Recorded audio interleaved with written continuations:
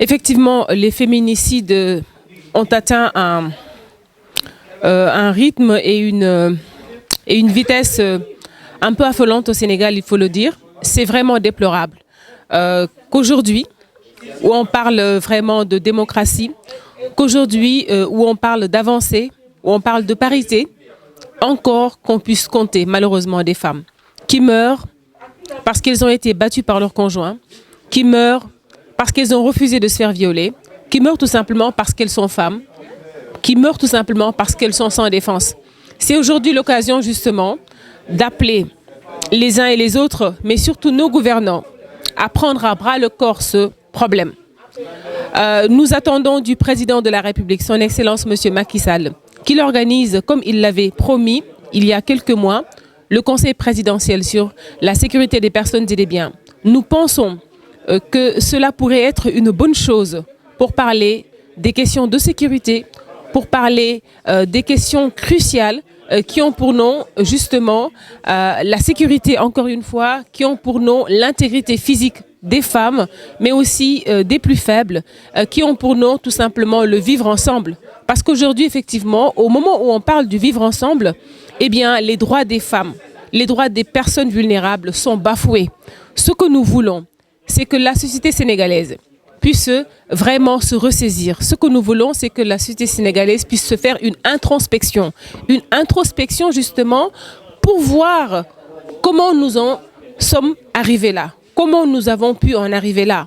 Et pour moi, il y a des fondamentaux importants que nous devrons revisiter.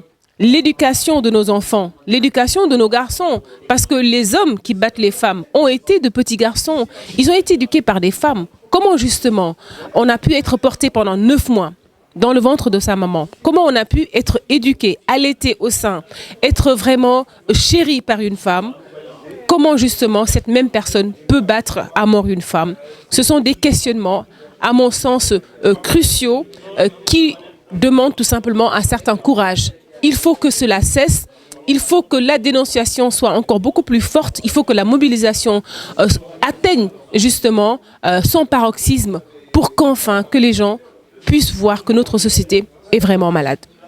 La violence contre les femmes est un phénomène universel. On voit en France aussi, c'est un sujet d'actualité. Et souvent, on dit l'actualité.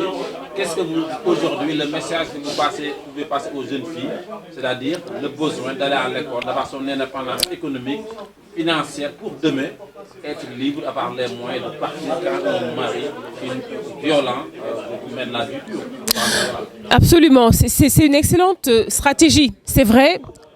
Pour nous les femmes, pour ceux qui sont encore de petites filles, c'est vrai que l'éducation, l'accès au savoir, l'accès au financement peut être justement une alternative face à cette vague de violence. C'est vrai que quand on est financièrement indépendante, quand on est financièrement autonome, on a beaucoup plus, c'est vrai, de capacité à pouvoir faire face à certaines formes de violence. Donc, effectivement, il faut davantage que les politiques qui visent à faire rester les filles à l'école, les politiques qui visent justement à davantage, en tout cas, mettre en place des dispositifs de discrimination positive pour permettre au plus grand nombre de filles de rester, mais surtout de réussir à l'école. Il faut que ces dispositifs soient renforcés. Effectivement, donc le message aujourd'hui que je lance à l'endroit des jeunes filles, des petites filles, des femmes, c'est effectivement d'abord, il faut être indépendante financièrement, mais effectivement, cela malheureusement ne suffit pas. On a par exemple vu au-delà du Sénégal, si on prend le cas de la France tout récemment, une jeune femme qui a été tuée par son mari tout simplement. On a dit que c'est parce que son mari était un petit peu jaloux de son indépendance financière. Donc pour moi, effectivement, c'est vrai, il faut être indépendant financièrement, mais aussi, il faut revenir à ce que je disais tout à l'heure, aux fondamentaux. Il faut qu'on revoie la manière d'éduquer nos garçons. Parce qu'effectivement, si on prend le cas du Sénégal, le principe du moune, le principe du kersa, le principe du nepe-nepel, c'est vrai que ce sont des mots sénégalais qui veulent dire en gros qu'il ne faut pas aller dévoiler ce qui se passe dans son ménage, qu'il faut souffrir jusqu'à en mourir. Effectivement, ça aussi, ce sont des pseudo-valeurs.